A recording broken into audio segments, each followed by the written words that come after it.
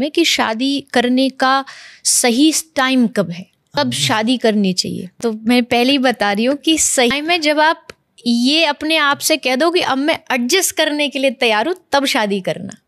ये नहीं कि मेरी एज हो गई है अब इसलिए मैं शादी कर रहा हूँ। नहीं, जिस दिन आपको ये लग जाए अब मैं अपनी लाइफ को जितना भी एडजस्टमेंट मांगती है जीवन लाइफ मुझसे, मैं उतना कर लूँगा, तब शादी होनी चाहिए। क्योंकि शादी के बाद एडजस्टमेंट होना इज़ कंपल्सरी।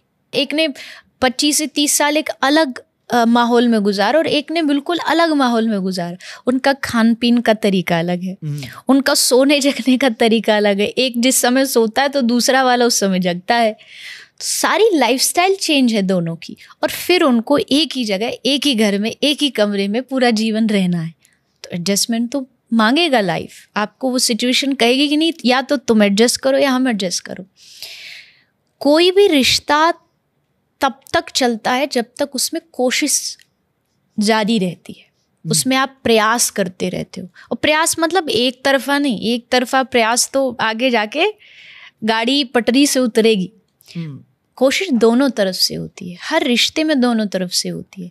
दोनों ने सोच लिया कि हमको इस संबंध को बचाना है, डाइवोर्स तलाक तक इस रिश्ते को नहीं लेकर के जाना है, तो there are so many options.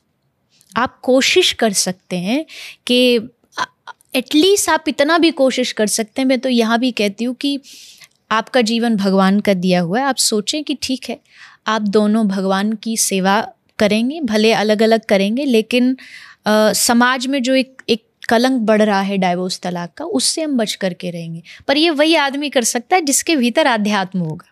इसके लिए मैं हमेशा कहती हूँ कि दोनों पुरुष और लड़की में आध्यात्मिकता होना बहुत ज़रूरी है। लड़कियाँ एक टू डू लिस्ट बनाती है ना कि राजकुमार हो फलाना वैसा, उसमें पहली प्रायोरिटी पे ये लिस्ट रखिए कि वो भक्त होना चाहिए, वो आध्यात्मिक होना चाहिए। क्योंकि आध्यात्मिक होगा तो एडजस्ट करना जानता होगा, आध्यात्मिकता आपको समझ देती है।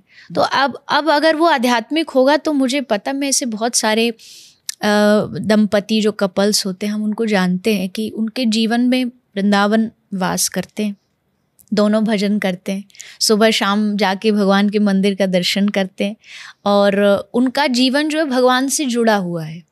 तो ऐसे जो जीवन वाले जो कपल्स होते हैं ना, तो वहाँ फिर एक कंफर्ट लेवल बढ़ जाता है।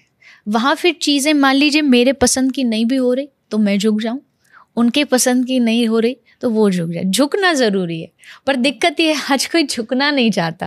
इतनी स्टिफनेस रहेगी, धागा उतनी जल्दी टूटता है।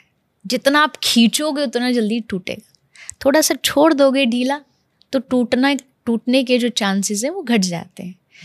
तो तलाक होने का कारण ये है कि दोनों तरफ से धागे को खींचते जा रहे हैं, बस उसको ढीला नहीं छोड़ते, ईज नहीं देते। लाइफ में ईज होना, कोई भी जीवन हो उसमें एक ईज का होना बहुत ज़रूरी है, थोड़ा ढीलापन ज़रूरी है, तभी ये ख़त्म होगा।